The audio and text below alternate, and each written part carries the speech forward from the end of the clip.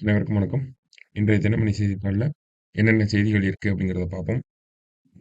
முதல்ல பார்த்தோம்னா, இன்றைய தினம் அக்டோபர் 5 பொறுத்தவரைக்கும் பார்த்தோம்னா, தமிழகத்துல கொஞ்சம் முக்கியமான நாள். என்ன அப்படின்னா, வள்ளலார் அவர்களுடைய பிறந்த தினம் தான் இன்னைக்கு. சரிங்களா? ஸோ வள்ளலார் அவர்களுடைய பிறந்த தினத்த தமிழக அரசாங்கத்தின் சார்பாக என்ன நாளாக நம்ம கொண்டாடுறோம் அப்படின்னா, தனிப்பெருங்கருணை தினம் அப்படின்னு சொல்லி சொல்றாங்க. ஓகேங்களா? தனிப்பெருங்கருணை நாள் அல்லது தினம். ஓகேங்களா? ஸோ இதுக்கு இங்கிலீஷ்ல என்ன சொல்றோம் அப்படின்னு பார்த்தோம்னா, பெனவாலன்ஸ் டே அப்படின்னு சொல்லுவோம். சரிங்களா? பெனவாலன்ஸ் டே. தமிழ்நாட்டுல 2021ஆம் ஆண்டு சொல்லப்பட்டுச்சு. இந்த ஒரு விஷயங்கள் எல்லாமே. ஸோ பெனவாலன்ஸ் டே எப்போ அப்படின்னு பார்த்தோம்னா, அக்டோபர் 5 தான் பெனவாலன்ஸ் டே அப்படின்னு நம்ம சொல்றோம். சரியா? முதல்ல இத பார்க்கணும். அடுத்தது, ஹரியானாவில் இன்று பேரவைத் தேர்தல் அப்படின்னு சொல்லி குடுத்திருக்காங்க. ஸோ ஹரியானாவ பொறுத்தவரைக்கும் பார்த்தோம்னா, இதுல என்ன இந்த செய்தியில நம்ம என்ன தெரிஞ்சுக்கணும் அப்படின்னா, சமீபத்தில ஜம்மு அண்ட் காஷ்மீர்லயும், இப்போ ஹரியானாலயும் தேர்தல் நடக்குது. ஓகேங்களா? இப்ப இதையொட்டி பார்க்குறப்ப 2 சட்டமன்றங்களுக்கும் எவ்வளவு தொகுதிகள் இருக்கு அப்படின்னு பார்த்தோம்னா, 90 தொகுதிகள் இருக்கு. இந்த மாரி எவ்வளவு தொகுதிகள் இருக்கு அப்படிங்கிறத நம்ம தெரிஞ்சுக்கணும். சரிங்களா? குறிப்பா ஜம்மு அண்ட் காஷ்மீர் பார்த்தோம்னா, நமக்கு கிட்டத்தட்ட 10 வருஷங்கள் கழிச்சு இப்ப தான் தேர்தல் அப்படிங்கிறது நடக்குது. ஸோ, அதனால அதை ஒட்டி நம்ம தெரிஞ்சுக்கிறோம். ஏன்னா, அடுத்தது மகாராஷ்டிரால எலக்ஷன் நடக்கப் போகுது. இந்த மாரி 2, 3 விஷயங்கள சேர்த்தி, அங்க எவ்வளவு மக்களவை அ சாரி எவ்வளோ சட்டமன்ற தொகுதிகள் இருக்கு அப்படிங்கிறத நமக்கு கேள்வியாக கேட்கலாம். சரிங்களா? அது முன்னாடி கேட்டிருக்காங்க அந்த மாரி. ஸோ, மேபி கேட்கறதுக்கு வாய்ப்பு இருக்கு. சரியா? ஸோ, அதனால மொத்தம் 90 இடங்கள் இருக்கு அப்படிங்கிறத பார்த்துக்கிறோம். மத்தபடி உள்ள பார்த்தோம்னா அரசியல் செய்திகள் அது நமக்கு தேவையில்ல. வாக்கு எண்ணிக்கை அப்படிங்கிறத பார்த்தோம்னா, அக்டோபர் 8ஆம் தேதி இருக்கும் அப்படிங்கிறத சொல்லியிருக்காங்க. சரியா? ரைட். அடுத்ததா பார்த்தோம்னா, நமக்கு இன்னைக்கு திருக்குறள். ஸோ, இன்றைய திருக்குறள் வ அடிக்கடி கேள்விப்பட்டது தான்.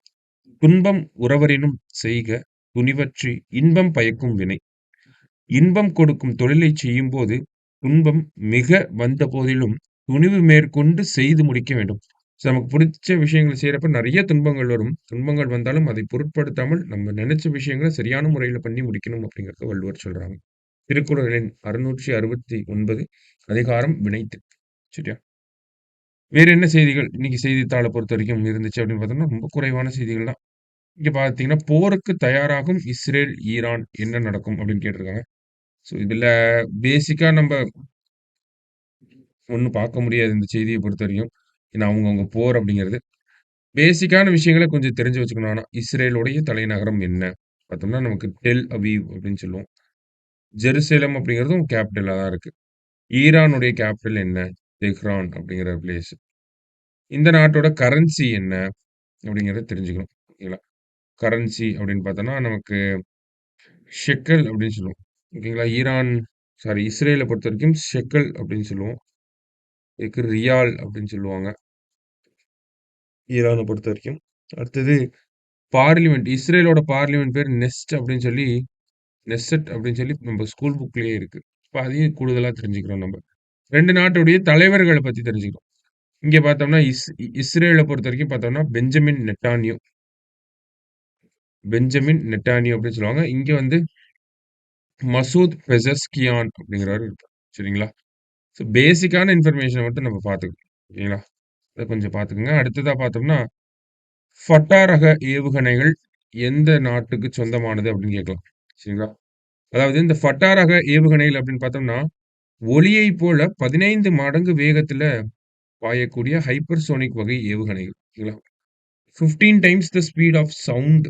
ஓகேவா? ஃபட்டா ரக ஏவுகணைகள் அப்படிங்கிறத பார்த்தோம்னா, இது எந்த நாட்டுக்கு சொந்தமானது அப்படின்னு பார்த்தோம்னா, இஸ்ரேல் அப்படிங்கிற நாட்டுக்கு சொந்தமான ஏவுகணைகளாக இருக்கு. அதனுடைய படத்த தான் இந்த இடத்துல குடுத்துருக்காங்க. சரியா?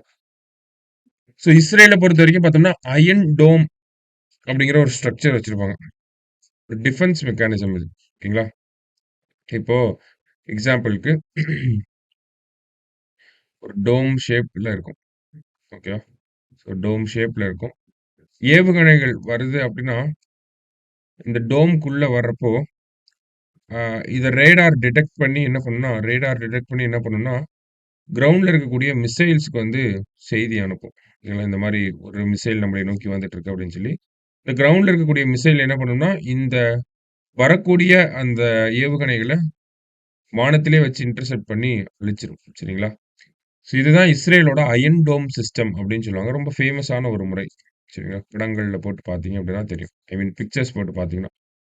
ஸோ இந்த ஃபட்டா ரக ஏவுகணைகள நம்ம நெறைய அனுப்புனோம் அப்படின்னா, இந்த அயர்ன் டோம் அப்படிங்கிற இஸ்ரேலுடைய பாதுகாப்பு தளவாடம் அப்படிங்கிறது பாதுகாப்பு ஐ மீன் டிஃபென்ஸ் சிஸ்டம் அப்படிங்கிறதே வந்து ப ஃபெயிலியர் ஆயிரும் அப்படிங்கிறதையும் சொல்லியிருக்காங்க. சரியா? ஸோ ஃபட்டா ரக ஏவுகணைகள் அப்படின்னா ஈரானுடையது. லாஸ்ட்டா பார்த்தோம்னா, தமிழக அரசாங்கத்தின் விருது. என்ன விருது அப்படின்னு பார்த்தோம்னா, கலைஞர் நினைவு கலைத்துறை வித்தகர் விருது அப்படின்னு சொல்லி குடுத்துருக்காங்க. யாருக்கு வழங்கப்பட்டிருக்கு அப்படின்னு பார்த்தோம்னா, பி. சுசீலா அவர்களுக்கும், கவிஞர் மு. மேத்தா அவர்களுக்கும் வழங்கப்பட்டிருக்கு. சரிங்களா? ஸோ இந்த விருதினுடைய சிறப்பு என்ன அப்படின்னு பார்த்தோம்னா, ஒரு ரூ. 10,00,000 காசு குடுக்குறாங்க. ஓகேங்களா? அதே மாதிரி ஒரு காசோலை அதன் அதான் அந்த ரூ. 10,00,000 காசோலையா குடுக்குறாங்க. அதன் பிறகு பார்த்தோம்னா, ஒரு நினைவு பரிசும் குடுக்குறாங்க. சரிங்களா? ஸோ கலைஞர் நினைவு கலைத்துறை வித்தகர் விருது அப்படிங்கிறத யாருக்கு குடுத்துருக்காங்கன்றத செய்திகள இந்த ஒரு செய்திய எழுதி வச்சா ஹெட்லைன் எழுதி வச்சா போதும். சரிங்களா? ஸோ இன்றைய செய்தித்தாள் இதெல்லாம் தான் முக்கிய செய்திகளா இருந்துச்சு. மீண்டும் நாளை செய்தித்தாள் வாசிப்புல சந்திக்கலாம். நன்றி.